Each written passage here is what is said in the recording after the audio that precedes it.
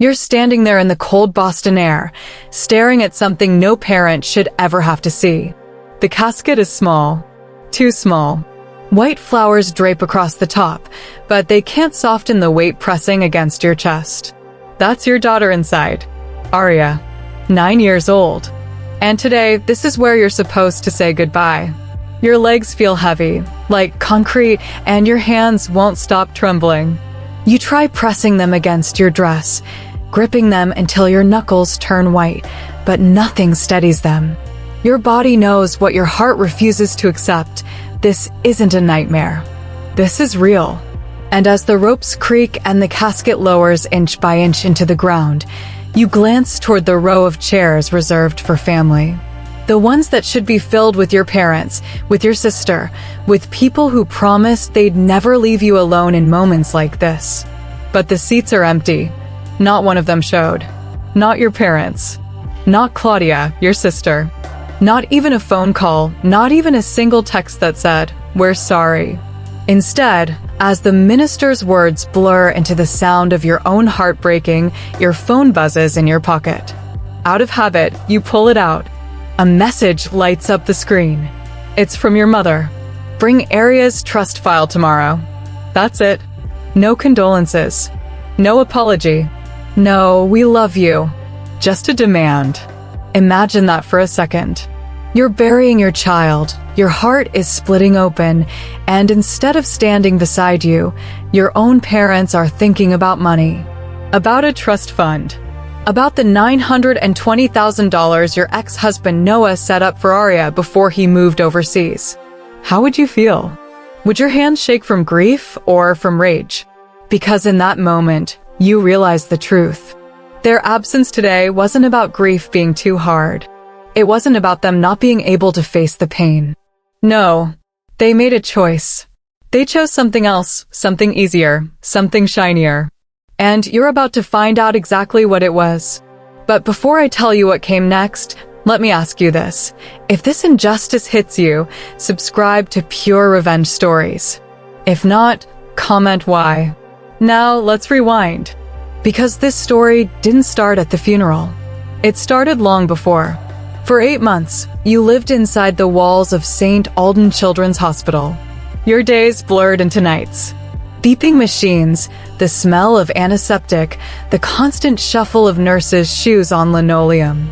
You kept every slip of paper, every record, every doctor's note, lined up in neat folders stacked against your bedroom wall.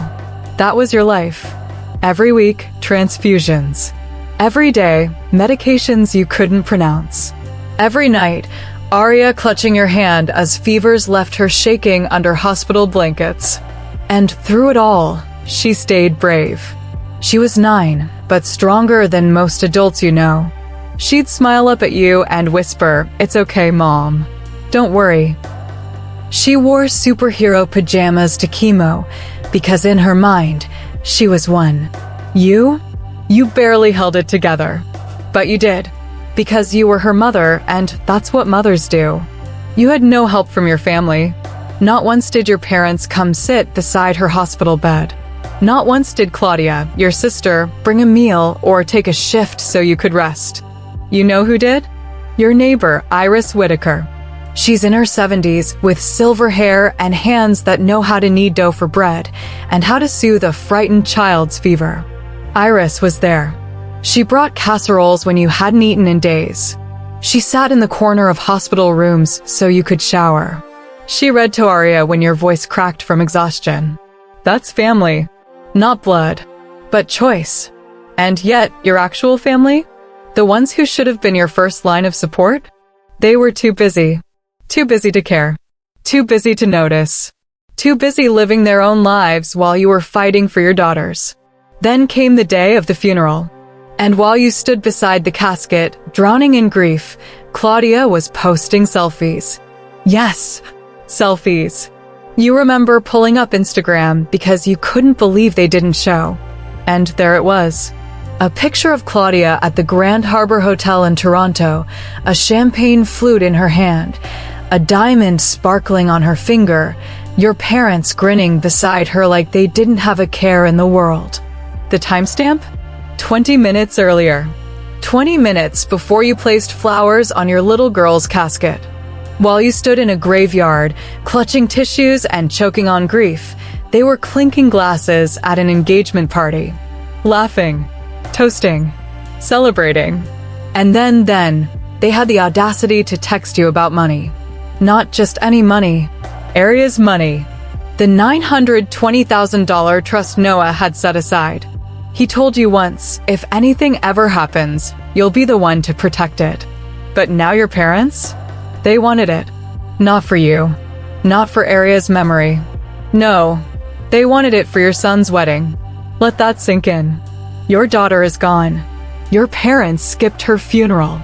And instead of holding your hand, they demanded nearly $1 million to pay for your sister's wedding. Do you feel the betrayal in your chest yet? Because that's where it starts. And trust me, it only gets worse from here. But here's what they didn't count on. They thought grief would break you. They thought isolation would silence you. They thought you'd fold under pressure. They forgot who they were dealing with. Because when someone tries to strip away the last thing your child left behind, their legacy, you don't just stand by. You fight. And this is where your fight begins. You glance to your side, and there she is again, Iris, standing in the cold, her frail hand resting on your arm. She doesn't flinch at your tears. She doesn't ask you to be strong. She simply says, "You're not alone." And for the first time that day, you believe her. Because even though your parents, your sister, your so-called best friend chose to abandon you, there's still someone willing to stand in the storm. And soon, you'll discover there are more. People who will step up when blood walks away. People who will see through the lies. People who will help you protect what matters most. But right now, you stand at the edge of the grave, clutching your phone, rereading that text, your tears mixing with rage. And you know, deep in your bones, you're not just burying your daughter today. You're burying the illusion that your family was ever really family at all. That's the beginning. That's the seed of betrayal. And if you're still with me, buckle up. Because what comes next? The demands, the manipulation, the courtroom battles, it will shake you to your core. And the only question left to ask is this. If it were you, would you sign away your daughter's legacy? Or would you fight no matter the cost? Because this is where the war for Aria's $920,000 trust truly begins. You drive up the long, familiar street in Oakwood Heights, your stomach already twisted into knots. It's the kind of neighborhood where the lawns are trimmed with military precision, the driveways shine with polished SUVs, and the houses all wear their shutters like smug little smiles. You used to feel proud pulling up here, proud to call this place home. But today it feels like enemy territory. The front door opens before you can even reach the porch. They knew you were coming. And there they are, assembled like a board of directors about to cut someone loose. Your father, Patrick, standing rigid in the entryway, his posture straight as if this is just another business deal. Your mother, Eleanor, wearing that look she's perfected over decades, half concern, half superiority, like she knows best and you'd be foolish to question it. Claudia, your sister, perched on the edge of the couch with her legs crossed at the ankle, her engagement ring catching the light every time she flicks her wrist. And then there's Talia, the one you once called your best friend. She sits beside Claudia, avoiding your eyes, staring too intently at the polish on her nails. The air is thick. You feel it pressing against your chest before anyone speaks. Then your father gestures toward the coffee table. It's laid out like a war map, neat stacks of papers, fountain pen placed deliberately in the center, as if the decision is already made. You glance down. The words hit you like a punch. Guardianship petition. Temporary trusteeship agreement. Signatures lines already flagged with yellow sticky tabs. Your pulse hammers in your ears. Patrick clears his throat, voice smooth, businesslike. We need to reallocate the trust. It's the only logical step. Sign here and here. You don't move. You don't even reach for the pen. Eleanor steps closer, her voice honeyed but cutting. Noelle, sweetheart, you've been through so much. You're fragile. This money, $920,000, is far too much for you to manage responsibly right now. Claudia leans forward, her tone sharp, her words rehearsed. We're helping you. You'd just waste it. We'll make sure it goes to the right place. And there it is. The script. The manipulation. The gaslighting. They're not robbing you. They're saving you. You force yourself to stay calm. Without a word, you slide your phone out of your pocket, pretending to adjust it in your hand. You snap a photo of the documents on the table, then another, and another. Quiet receipts for later, while they talk over you as if you aren't even there. Your mother sits back, satisfied, convinced she's guiding you toward the sensible choice. Patrick taps the pen against the table, impatient now. Claudia crosses her arms, the diamond on her hand flashing like a weapon. And that's when you spot it. A line item buried in the documents. A reference to Reed, Claudia's fiancé. His company. The numbers scream trouble. Unpaid loans, deadlines missed, creditors circling. Another page mentions Hilton Head, your parents' vacation home. Mortgage overdue. Payments behind. Then the kicker. A budget draft for Miles' wedding, your son. Deposits already placed, balances due. You freeze. You see it clearly now. This isn't about protecting you. This isn't about stability. This is about them. Their debts. Their image. Their desperate need to fund Claudia's grand wedding and keep their crumbling lifestyle afloat. Your breath catches, anger bubbling up from somewhere deep. They're circling like vultures, not around Aria's memory, not around your grief, but around the last thing she left behind. Her legacy. Her trust. You push back from the table, shaking your head. I'm not signing anything. The words are calm, steady, but they land like a thunderclap. The room erupts. Eleanor's hand flies to her chest. Don't be dramatic, Noelle. Think of the family. Think of your sister. Think of Miles. Patrick's voice sharpens. You're making a mistake. You're not thinking clearly. The court will see it that way too. Claudia's face twists, the mask slipping just enough to reveal the contempt beneath. You're selfish. You always have been. Aria's gone, and you're still clinging to money you can't handle. We're offering to relieve you of that burden. Their words crash over you like waves, but you don't flinch. Not this time. You scoop up your bag, sling it over your shoulder, and turn toward the door. I said I'm not signing. The silence that follows is thick with rage. And as you walk out of that perfect Oakwood Heights house, their threats chase you down the driveway. Eleanor's sharp voice echoing, you'll regret this. Patrick's cold warning, we can make this very difficult for you. Claudia's hiss, you're not fit to handle it anyway. You don't look back. Because in your heart, you know the truth. Signing those papers would mean betraying your daughter. And you'd rather lose everything than let that happen. Would you stand your ground here? Subscribe to Pure Revenge Stories. If not, explain why in comments. That night, you sit at your kitchen table with the papers still burned into your memory. You scroll through your contacts until you find the name Noah once gave you. Graham Ellison. Trust attorney. Sydney-born, now based in New York. Noah had told you, if you ever have questions about the trust, he's the one you can count on. Your hands shake as you press the call button. Within hours, you're sitting across from him in his mahogany-paneled office, the faint scent of old books and leather in the air. Graham is older, silver hair, glasses low on his nose. His eyes are sharp but kind. He listens without interrupting as you spill everything, the funeral, the text, the confrontation, the documents on that coffee table. Then he reaches into his drawer and pulls out a folder. He lays it carefully in front of you. This, he says, sliding it across the desk, is Noah's original statement of intent for the trust. Your breath catches as you scan the page. Noah's handwriting. His words. Crystal clear. This trust, it reads, is to secure Aria's future. And if the worst should happen, it is to provide for Noelle, who sacrificed everything for her care. Tears blur your vision. Proof. Proof that it was never meant for Claudia's wedding, never meant for your parents' beach house, never meant for Reed's collapsing company.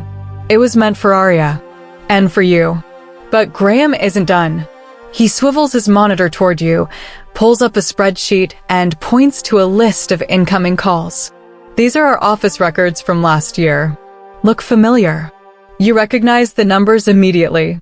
Your parents' landline. Claudia's cell phone. The dates are damning. 14 months ago. Right when Aria was first admitted. Your family had been circling this trust since the very beginning.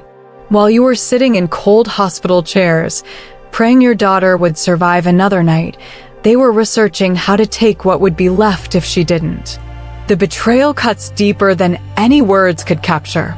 And yet, in this moment, sitting across from Graham with the evidence laid out before you, a new feeling sparks beneath the grief and the rage. Clarity. Because now you know exactly what you're up against. And for the first time since the funeral, you don't feel powerless. You feel ready. Your kitchen has turned into a war room. The table where Aria once sat coloring, her pencils spread out like a rainbow, is now buried under stacks of files and photographs. The refrigerator hums quietly in the background, but the sound barely registers over the voices of the people gathered around you. They're not blood, but they've shown up when it counts. Iris Whitaker, your elderly neighbor with silver hair pulled back in a neat bun, sits with her hands folded, her eyes sharp and steady. She's been keeping journals. Pages filled with every casserole dropped off, every night she sat with Aria while you grabbed a few hours of sleep. Evidence of care. Evidence of truth. Next to her are Gareth and Lila, Noah's parents. They flew in from Arizona the moment they heard what your family had done. Their grief mirrors yours, lines carved deeper into their faces, voices catching when they mention Aria's name, but their presence is a shield. They promise to testify, to tell anyone who will listen exactly what Noah intended when he created the trust. Ms. Bennett, Aria's fourth-grade teacher, flips through a binder she's brought along. It's filled with class attendance sheets, progress reports, and little notes Aria had written about wanting to be a doctor one day. She looks at you and says softly, she was proud of you, Noelle. Everyone in class knew how much her mom fought for her. And then there's Priya, your old boss from the marketing firm. She lays down a stack of emails where Claudia had reached out, prying about your emotional state at work. Priya shakes her head. They're fishing for dirt, trying to paint you unstable. But we've got proof of the opposite. You are one of the most reliable people on my team. You step back, eyes scanning the evidence wall you've created on the far side of the kitchen. Appointment logs from St. Alden Hospital. Medical bills with your signature. Photos of Aria in treatment, always with you by her side. And the glaring absence of your family's names. Not one visitor slip. Not one recorded call. Not one shred of proof they were ever there. It hits you then. This isn't just about money. This is about rewriting history. They want to erase you as Aria's protector and replace you with themselves as her financial heirs. But you won't let them. The next day, you set the trap. A corner table at Riverside Coffee, mid-afternoon when the place is packed. Laptops open, steam rising from paper cups, conversations buzzing. A safe stage where the whole world can bear witness if things go south. They arrive together, as always. Patrick in his tailored coat, Eleanor clutching her pearls, Claudia sweeping in with designer sunglasses, and Talia trailing behind, eyes downcast. They sit, stiff-backed, impatient. Claudia wastes no time. So, did you bring the papers? You slide a manila envelope across the table. Her fingers twitch toward it, but you hold it down with one hand, meeting her eyes. Before we discuss anything, you say, voice steady, why didn't any of you come to Aria's funeral? The silence is instant and heavy. Eleanor sighs, loud and theatrical. Noelle, we've been over this. Claudia's engagement was scheduled months in advance. It was impossible to cancel everything. You open the envelope, but instead of papers to sign, you spread out glossy screenshots. Instagram posts. Claudia's smiling face. Champagne raised. Your parents beaming beside her. The timestamp glaring. 20 minutes before the minister said the final prayer over Aria's casket. Heads turn at nearby tables. You don't raise your voice, but you don't need to. The evidence speaks louder than you ever could. Claudia flushes, snapping, you're taking that out of context. No, you say calmly, sliding another photo forward. This is the context. That's when she blurts it out, the thing that strips away all the polished excuses. We need this solved in 60 days. The wedding venue won't hold our date without the deposit. The cafe goes quiet. Even the barista stops mid-pour. Patrick hisses Claudia, but it's too late. The truth is out. Days later, Graham calls you back into his office. His expression is grim, but there's a spark of resolve in his eyes. The hospital confirmed it, he says, sliding a letter across his desk. Claudia used an outdated emergency contact form to access Aria's full medical records. Complete breach of confidentiality. Your stomach turns. You picture your sister, scrolling through private notes, test results, even moments you confessed your worst fears to doctors. Intimate truths twisted into ammunition. And as if that isn't enough, Graham reveals another layer. They've been contacting your old colleagues, asking about episodes. The word burns. You think of Priya's warning, the careful way Claudia had tried to dig into your history. They're building a narrative, unstable mother, unfit guardian. It's not enough for them to try to steal Aria's money. They want to destroy your credibility too. Graham leans back, fingers steepled. We'll file a defamation counterclaim. They're overreaching. The more they push, the more they expose themselves. You nod, but the pit in your stomach doesn't ease. You know Claudia. When cornered, she doesn't back down. She lashes out. And you're right. It's nearly 10 o'clock that night when the doorbell camera pings your phone. You open the app and see Claudia standing on your porch, her hair perfectly styled, her lips pressed into a thin line. Alone. You consider ignoring her, but something tells you to face it. You keep the chain latched, hit record on your phone, and crack the door open just an inch. What do you want? Her voice is calm, practiced, but her eyes glint cold. I'm giving you one last chance, Noelle. Hand over control of the 920,000. Sign the papers, and this all goes away. You say nothing. Her smile falters. She leans closer, her words like acid. If you don't, we'll destroy your reputation. Everyone will know how unstable you are.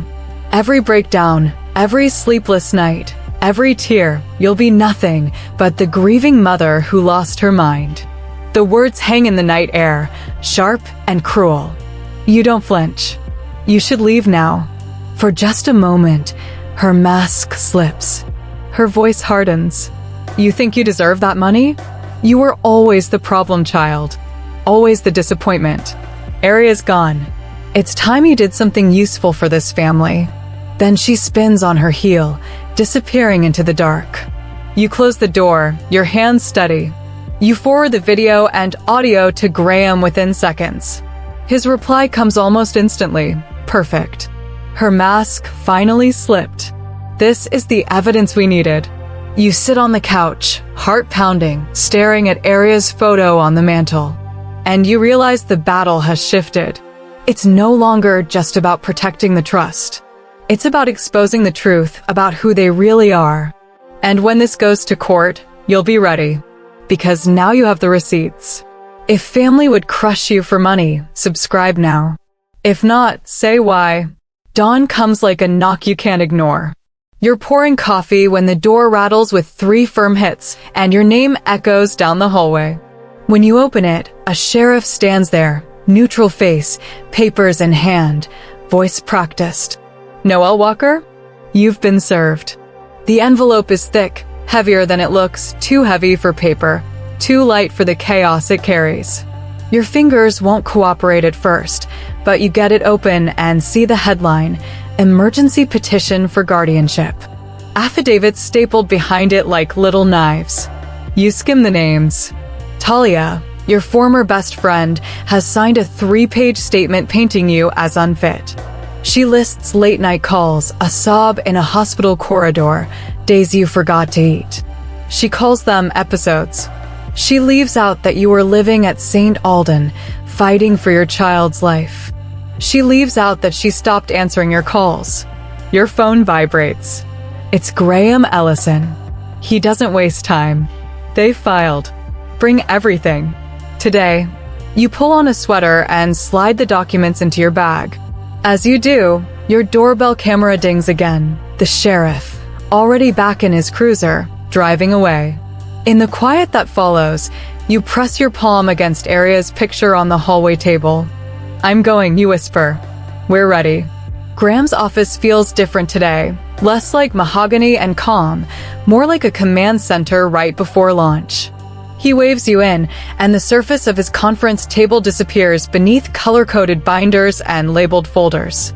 A rolling cart sits nearby with more. "This is your life," he says softly, and for once that phrase isn't an accusation. It's protection. Counter dossier build begins. Iris Whitaker places her journals in the center, the spines worn, pages flagged with sticky notes. They're not neat. They're honest. Dates of hospital runs. Lists of meals delivered. Nights she dozed in a chair while you showered.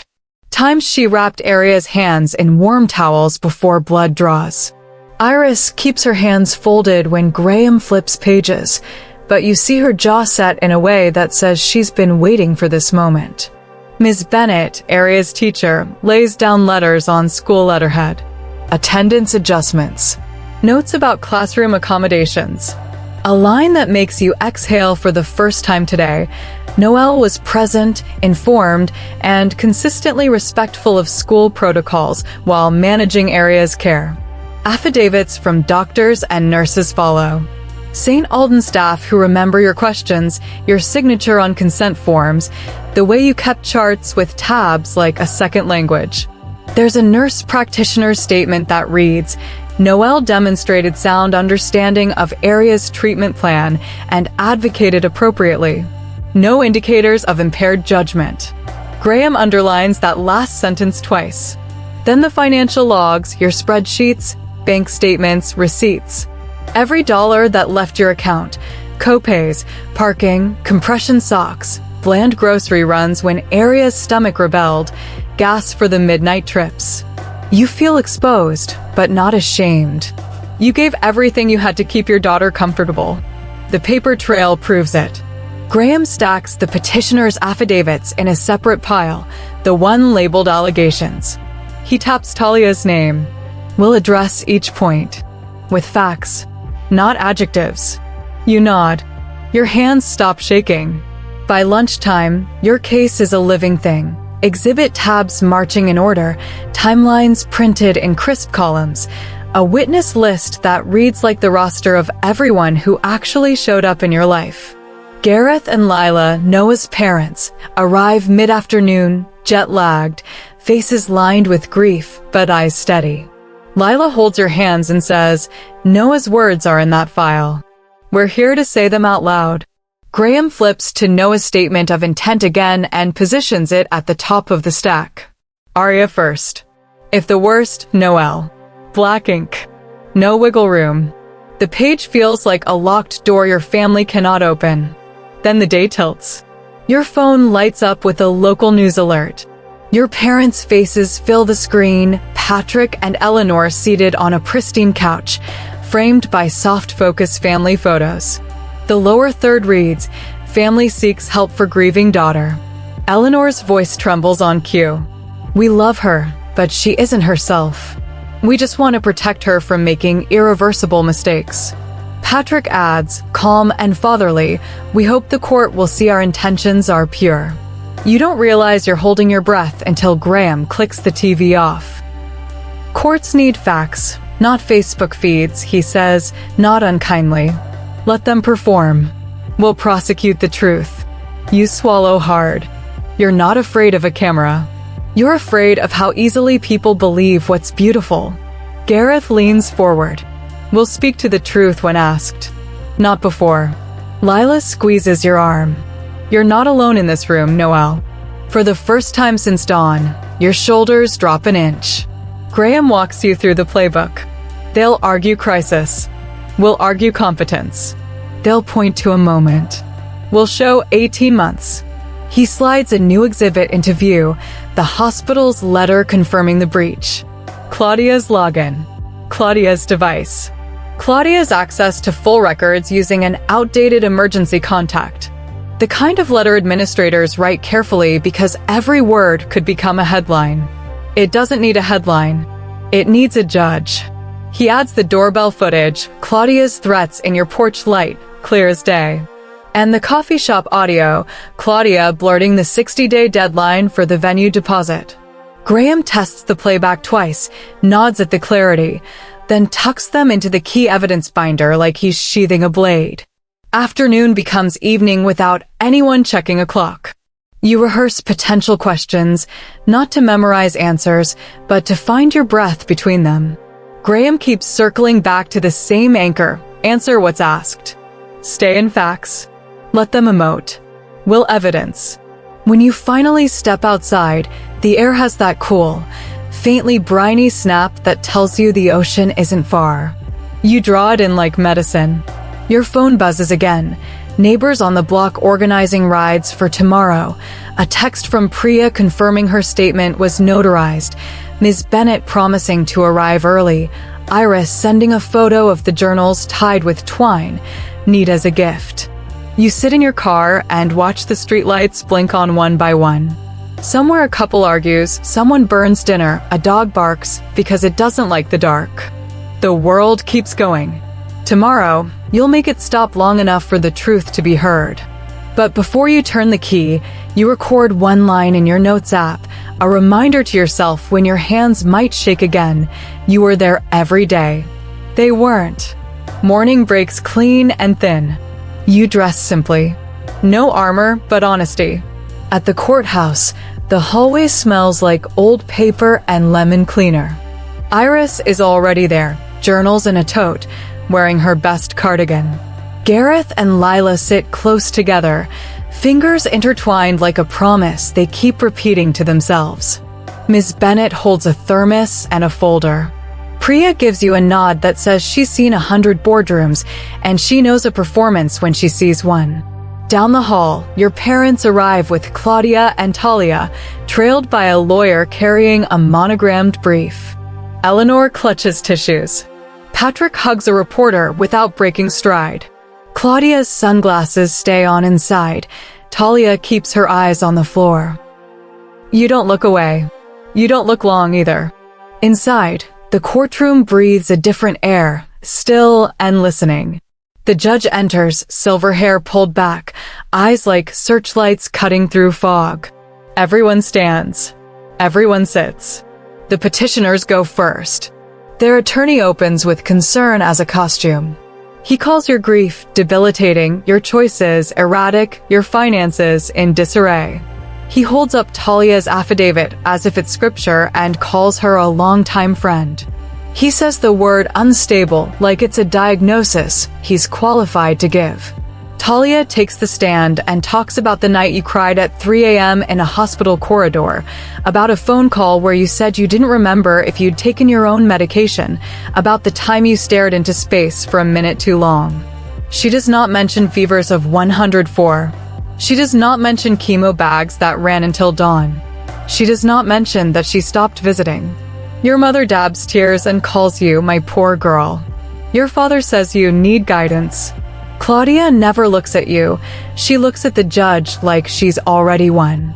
You breathe. You wait. Then it's your turn. Graham doesn't stride. He settles.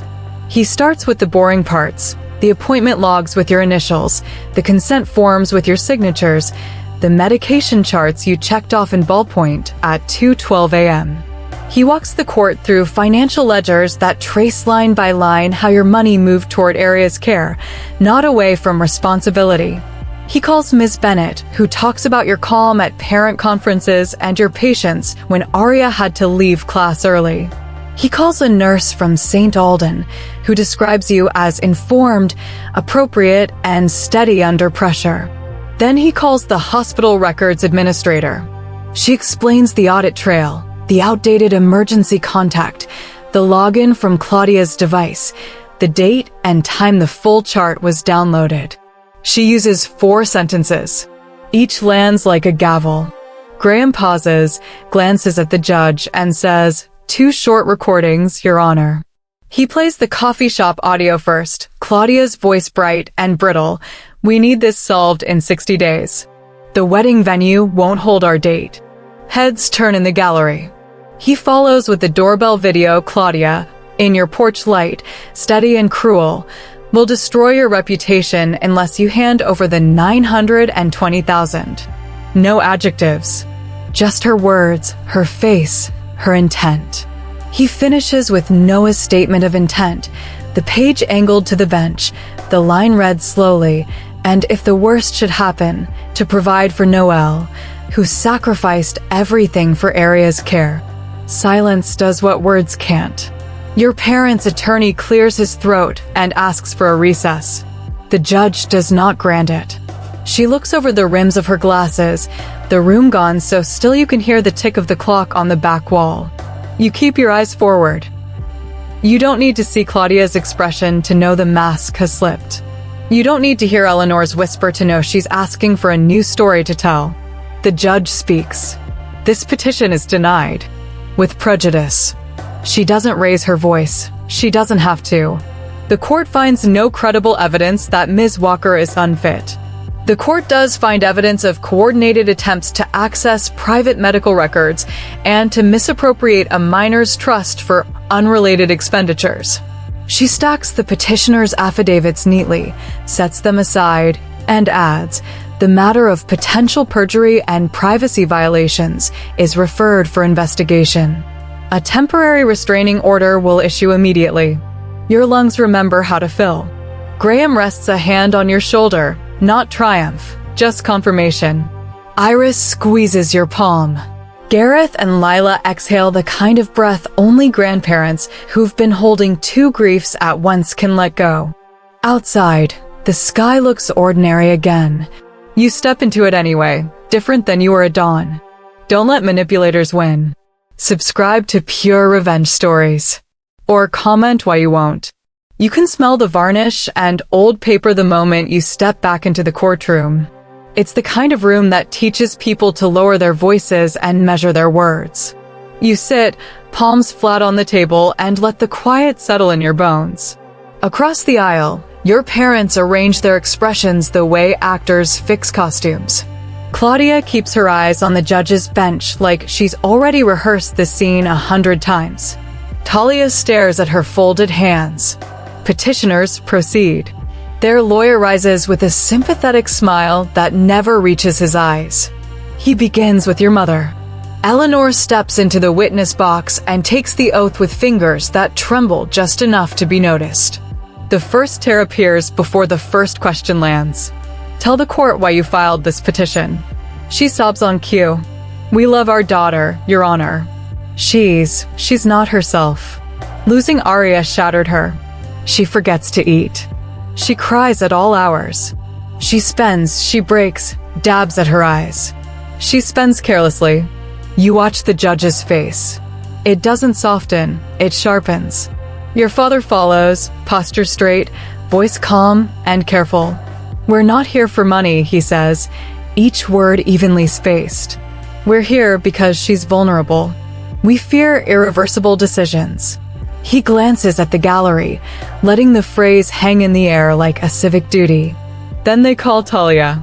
She walks like someone tiptoeing across thin ice, sits and grips the rails. The lawyer's voice gentles. "How long have you known Noel?" "Since we were kids." Her eyes flick in your direction, then slip away. "She called me at 3 in the morning, many times, crying in hospital hallways. She said she couldn't remember if she took her medication. She stared without speaking. She wasn't well." The word episodes never leaves her lips, but it floats between the lines like fog. You keep breathing. In. Out. You don't chase their story. You wait for yours. Petitioners rest. Graham doesn't make a show of standing. He just rises, clicks a pen he never uses, and says, "Defense calls Ms. Bennett." Aria's teacher walks like she's entering a classroom. She holds a folder and a thermos she sets carefully out of the way. "Did you observe Noelle during the school year?"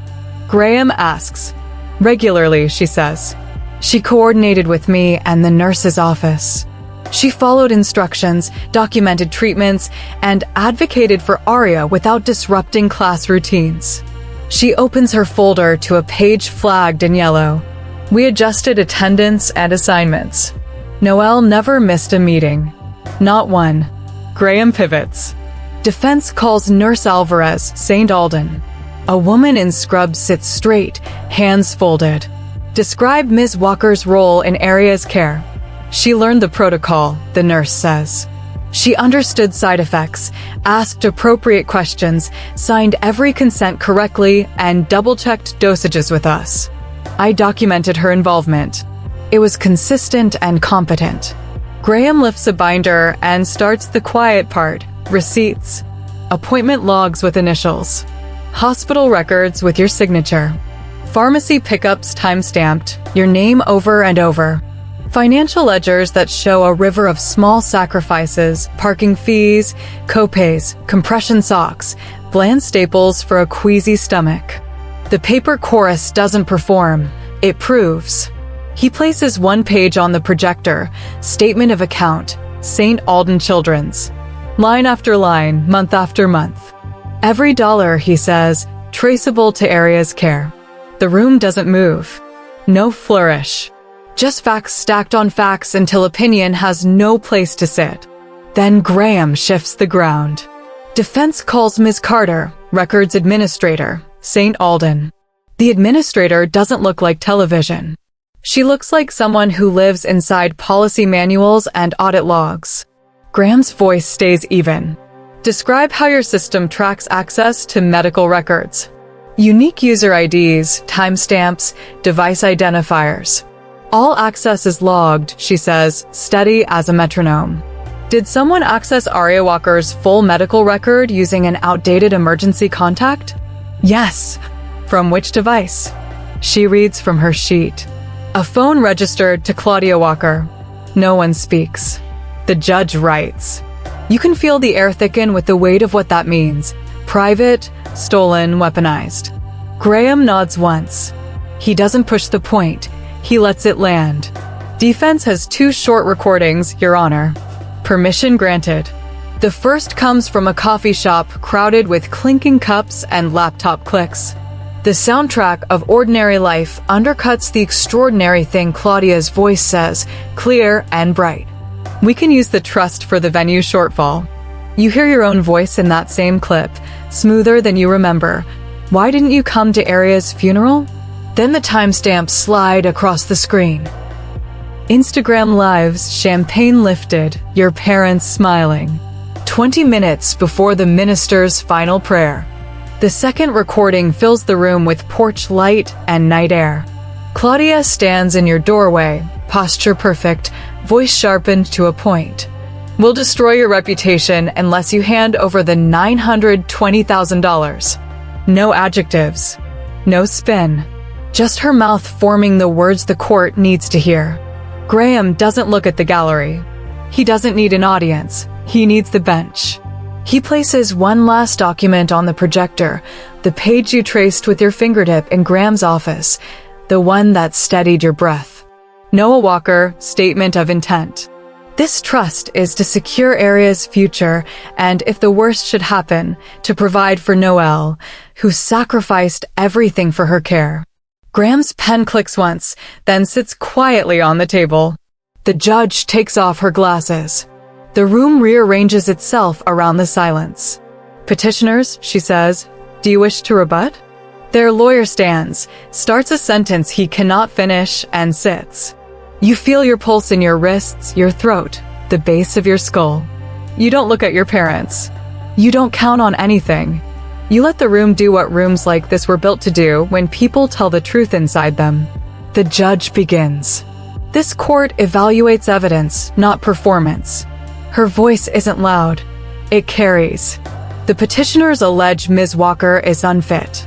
The record demonstrates the opposite. Appointment logs, hospital records, pharmacy signatures, teacher testimony, and medical staff affidavits establish a pattern of competent, continuous care. She turns a page. The court also notes the hospital's confirmation of unauthorized access to a child's medical records using an outdated emergency contact. The access originated from a device registered to Claudia Walker. This is an egregious breach of privacy. You don't breathe. You dissolve into listening. Further, she says, tapping a finger on the exhibits, recordings introduced by the defense capture petitioners discussing use of the trust for a wedding venue shortfall and threatening reputational harm to compel transfer of funds. The trust statement of intent is unambiguous. The clock on the back wall ticks once. The emergency guardianship petition is dismissed with prejudice. The petitioners are enjoined from contacting Ms. Walker pending further order. A temporary restraining order will issue immediately.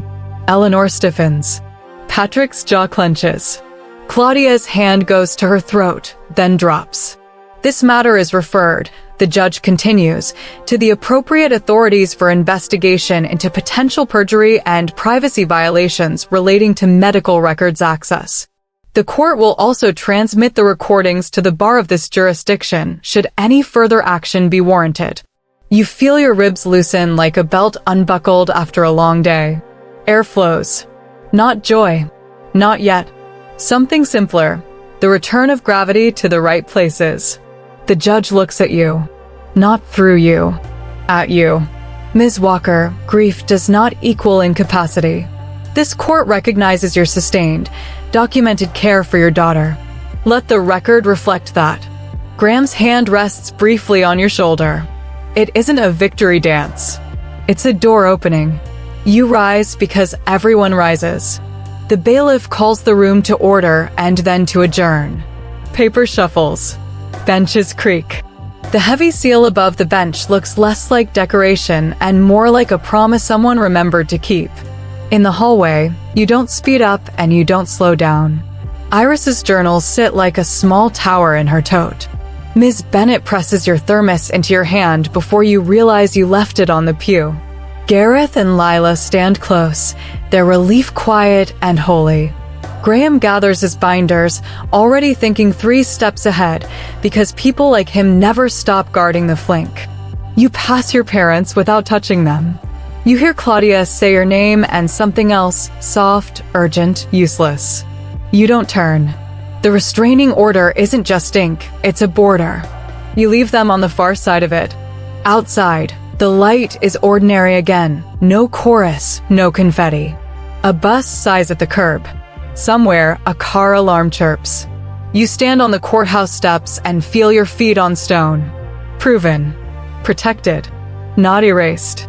You reach for the locket at your throat and find Aria's picture with your thumb. The edges are warm from all the times you've held it this week. We're okay, you say under your breath. It's not a prayer and not a pledge. It's a report. When you finally head down the steps, you're not walking away from a fight. You're walking toward the work that begins after one ends, the kind made of plans and paperwork and, somehow, hope. The kind Aria would have understood, because she learned from you that real strength is quiet and shows up on time. Behind you, the courthouse doors ease shut.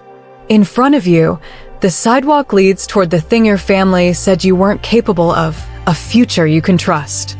The courthouse doors closed behind you, but the story didn't end there. In some ways, it was only just beginning.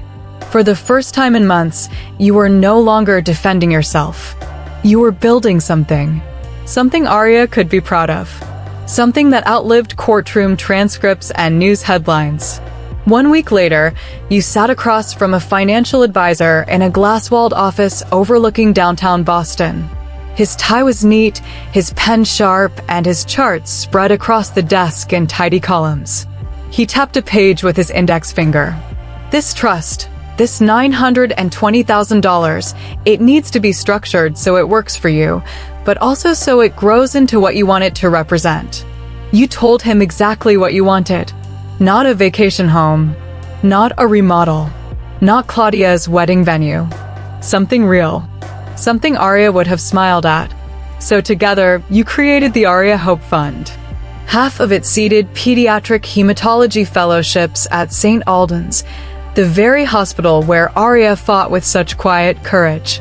Young doctors and nurses would learn how to fight blood disorders because your daughter once dreamed of becoming a doctor herself. The other half created family housing grants, covering temporary apartments for parents who couldn't afford to sleep in chairs beside hospital beds like you had. It wasn't just money locked in a vault anymore. It was fuel. It was purpose. And for the first time, you didn't feel like you were just clutching onto what Aria left behind. You were growing it into something larger. Back on your block, neighbors started showing up in ways you hadn't expected. A meal train sprang up overnight. Every evening, someone knocked on your door with casseroles, stews, or fresh bread still warm from the oven. Iris, steady as ever, organized the schedule with a clipboard and her no-nonsense tone. This isn't charity, she told you. It's community. You did 18 months in the trenches alone. Now it's our turn. Even Gareth and Lila, Noah's parents, found new roles. They became advocacy leaders, traveling to hospitals and community centers, speaking to other grandparents blindsided by pediatric diagnoses. Lila's voice shook sometimes, but she never stopped. Gareth, steady as stone, always ended their talks the same way. You are not powerless. You can be the anchor your family needs. And then there was you. At first, your voice cracked when you tried to share your story in support groups. But over time, the tremor faded. Your words steadied. The first step is believing you're not alone. You told a room full of parents who sat in folding chairs clutching tissues. The second step is letting others in before you break under the weight. Heads nodded. Tears fell. And you realized Aria's story was becoming more than grief. It was a blueprint for resilience. 6 months later, you stood in the polished lobby of St. Alden Children's Hospital. The walls had been repainted with bright murals, whales, dolphins, sea turtles swimming across aquamarine plaster.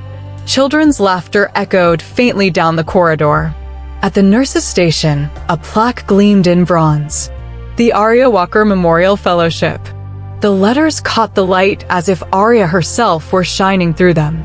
The first fellow, a young doctor named Nadine, approached you with tears in her eyes. She shook your hand firmly. I wouldn't be here without this fellowship. Her fight funds my training. Every child I help will be touched by her legacy. You smiled, not the brittle smile of someone trying not to cry, but a genuine one. The kind that came from knowing your daughter's fight wasn't over. It was simply continuing through other hands. Reporters asked questions. Cameras clicked. But all you saw was the plaque, steady and unchanging, carrying Aria's name forward in time. 1 year after the funeral, you walked the same cemetery path where your knees once threatened to buckle. The sky was clear this time. No rain, just sunlight breaking across the headstones. You carried a small action figure in your pocket, the one Aria clutched during treatments, the one you'd once placed on her casket and immediately regretted parting with. A kind cemetery worker had retrieved it for you then. You'd kept it safe ever since. Now, with the ground firm beneath your feet, you knelt at her headstone. Fresh flowers rustled in the breeze. You placed the action figure gently at its base. There you go, kiddo, you whispered. I kept my promise. Your legacy is safe, and it's helping more kids than we ever imagined. The sun warmed your shoulders. You closed your eyes and, for the first time, felt peace instead of only loss. Your story began with betrayal, with empty chairs at a funeral and a text message colder than stone. But it ends here, with a foundation, a fellowship, a community, and a mother who discovered strength in the ashes of heartbreak. And that's the truth of revenge stories like yours. Revenge isn't always about fire and fury. Sometimes it's about living so fully, so boldly, that no one can erase what mattered most. So let me ask you this. Honor Aria's legacy. Subscribe to Pure Revenge Stories. Refuse? Tell us why in comments.